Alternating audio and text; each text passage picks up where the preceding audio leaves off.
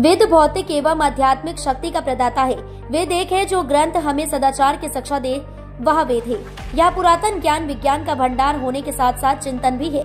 इसमें मानव की हर समस्या का समाधान है। यह ईश्वर द्वारा ऋषियों को सुनाए गए ज्ञान पर आधारित है। मुरली मनोहर पाठक, कुलपति श्री लाल बहादुर शास्त्री संस्कृत विश्वविद्यालय नई दिल्ली ने कही।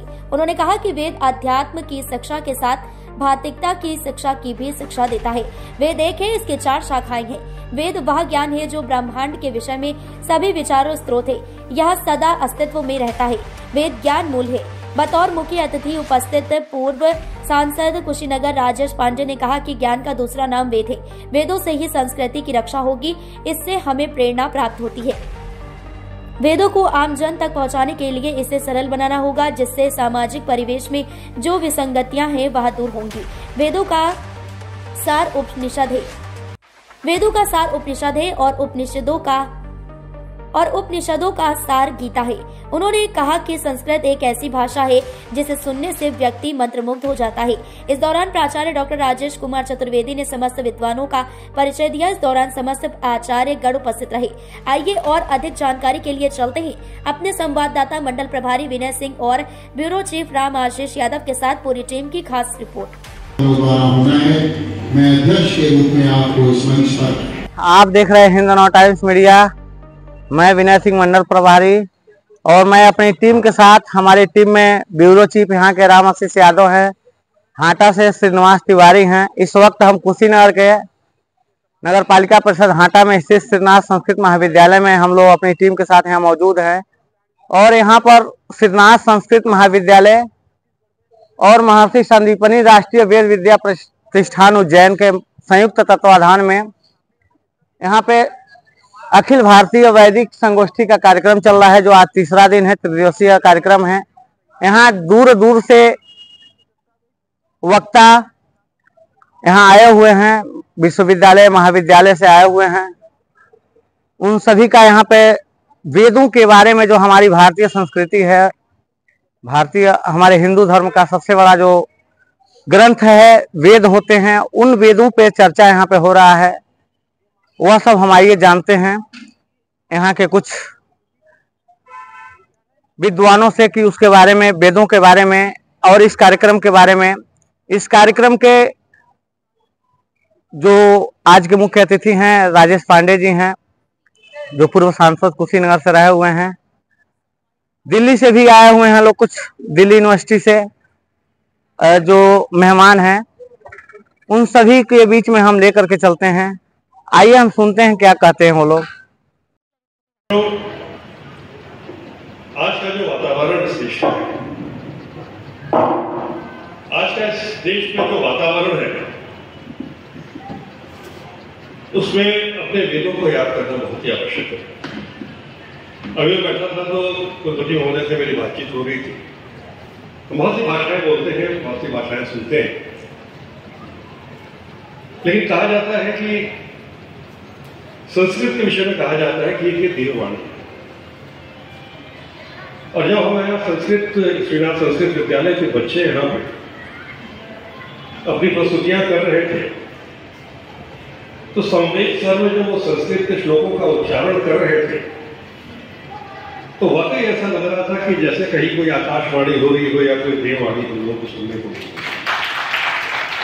संस्कृत की विशेषता, आप कभी भी कहीं भी जाएं, बहुत सी भाषाओं में आपको आख्यान और प्रवचन सुनने को मिले, लेकिन जब संस्कृत के श्लोक एक पर्टिकुलर रिदम में जब आप सुनने को मिलते हैं आपको, जैसे बहुत सारे बच्चे साथ मिलकर शास्त्रीय वचन ही अगर कर रहे हो, तो इतना कर्णप्रिय होता है, इतना सुंदर होता है।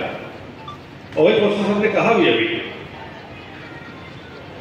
कि भाषा में क्या कहा जा रहा है एक बार ना भी समझ में आए तब भी सुनने में अच्छा लगता है। संस्कृति की ये ताकत है, संस्कृत हमारे संस्कृत की, तो ये बात सही है। मुझे स्मरण होता है कि एक मंच जिसका एक सोशल मीडिया पर छोटा सा पोर्शन मैंने बीच में देखा था, जिसमें सुषमा स्वराज जी संस्कृत के विषय में बोल रही थी एक मंच में, और उन्होंने कहा था, उसने मुझे ये ज्ञात हुआ था कि संभवतः पूरे विश्व में रिसर्च के बाद ये पाया गया है कि अगर कंप्यूटर फ्रेंडली कोई सबसे ज्यादा कंप्यूटर फ्रेंडली कोई भाषा है तो शायद वो संस्कृत ही है। आज से 10,000 वर्ष पूर्व जब हमारे वेदों की रचना हुई, हमारे चारों वेद, ऋग्वेद, यजुर्वेद, सामवेद, अथर्ववेद, तो ये ज्ञान का भंडार बना संस्कृत भाषा का। मुझे एक बात प्रोफेसर साहब से अनुरोध करनी है कि आप लोग एक ऐसे मंच पे हैं, हम लोग जहां आप कहेंगे सहयोग कर सकते हैं। जिस तरह से पूरे विश्व में, हमारे देश में विशेष तौर से हर घर में रामायण और महाभारत पढ़ी जाती है, उसी तरह से अगर एक सरल भाषा में हमारे वेदों का, क्योंकि वेदों के अंदर संपूर्ण ज्ञान छिपा हुआ है जो हमारे आपके जीवन के प्रारंभ से लेकर जीवन के अंत तक सबके विषय में कहीं ना कहीं प्रेरणा भी देता है, आपको मार्ग भी दिखाता है। हमारे मनन करने हैं, हमें अर्थावबोध करने का समय, जो हमने पढ़ा है, समझा है, वो जीवन में कैसे उतरे और जीवन में उतार करके उसका आदर्श समाज के सामने हम कैसे प्रस्तुत करें, इसमें हमारे जीवन की चरितार्थ है, ऐसा मैं सोचता हूँ। तो मैं वहां बैठा तो जाहिर है कि इस पर बैनर पर मेरी निगाह गई तो वेदों क्लो धर्ममूलम, सोचिए हजारों बार कहा होगा, आंख खोला मेरे घर में तभी वेदों क्लो धर्ममूलम, लेकिन आज तक उसके अर्थ पर कहीं विचार नहीं गई, दृष्टि गई, वेदों क्लो धर्ममूलम धर्म है, कुछ आप भी समझते हो, कोई नहीं विचार किया हो। मैं बैठा, हमने कहा वेदों क्लो धर्ममूलम, हमने कहा अखिला है, धर्ममूलम है, धर्ममूलम का विशेषण अखिला कैसे हो सकता है? तो हमने कहा कि तो फिर वेदा का विशेषण है। सोचिए ये अर्थानुसंधान, ये निरुक्त करता है, वेदांगों में निरुक्त का काम है अर्थानुसंधान करना प्रसंग के अनुसार। तो हमने कहा अखिला वेदा धर्ममूलम, ये मैंने इसका यही होगा, यही इसका अन्वय होगा, अखिला वेदा धर्ममूलम। हमने कहा कि अखिला वेदा क्यों कहा, खाली वेदा क्यों नहीं कहा? वेदा धर्ममूलम कह देने से ये बात नहीं होगी, अखिला क्यों कहा, विशेषण क्यों लगाया? उसी समय क्लिक किया कि इसमें किसके पीछे क्या हो सकता है, ऋषि का मंत्र। तो तुरंत दिमाग में मेरी बात आई कि अखिला इसलिए वो कह रहा है कि केवल ऋग्वेद की बात, यजुर्वेद की बात, सामवेद की बात, अथर्ववेद की बात। जब अखिला वेद कह रहा है तो वो वेद के आपस्तंभ के लक्षण क्यों जा रहा है?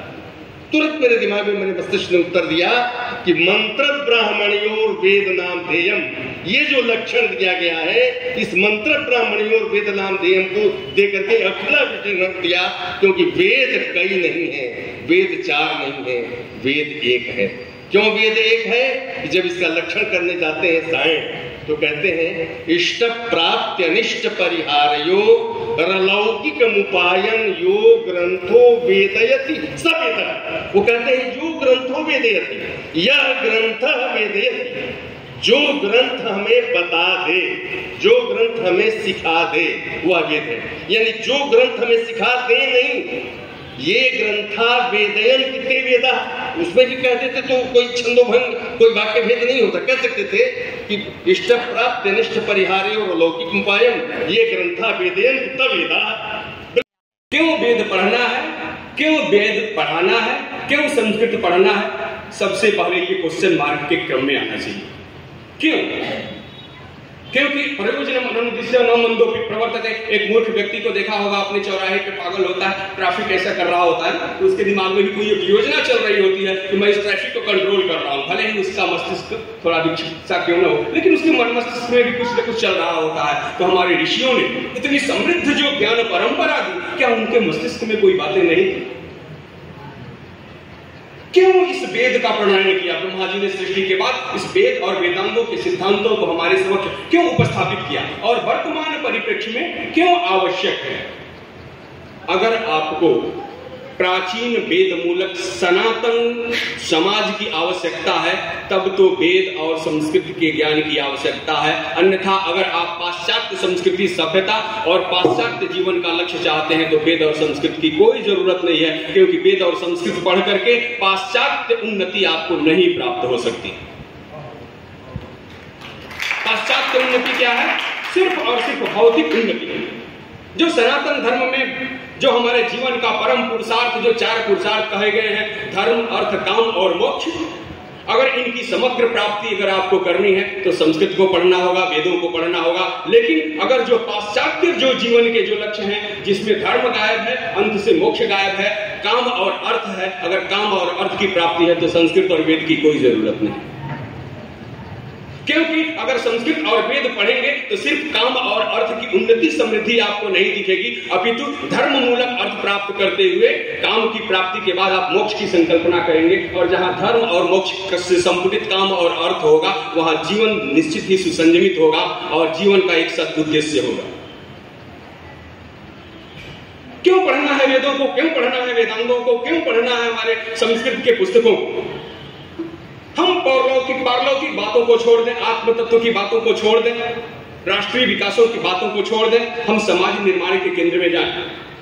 हम एक छोटा छोटा उदाहरण कई जगहों पे देते हैं। क्या आपने किसी 4 मंत्र वेदों का याद किए हुए 2 शब्द संस्कृत बोलते हुए किसी ऐसे व्यक्ति को देखा है जिन्होंने अपने माता पिता को वृद्धाश्रम में पहुंचाया हो? किसी ऐसे व्यक्ति को देखा हो जिसने अपनी पत्नी को छोड़ करके द्वितीय विवाह किया हो? किसी ऐसे पुत्र को देखा है जिन्होंने अपने भाई की सारी संपत्ति लेकर के और उसको चौराहे पर खड़ा कर दिया हो?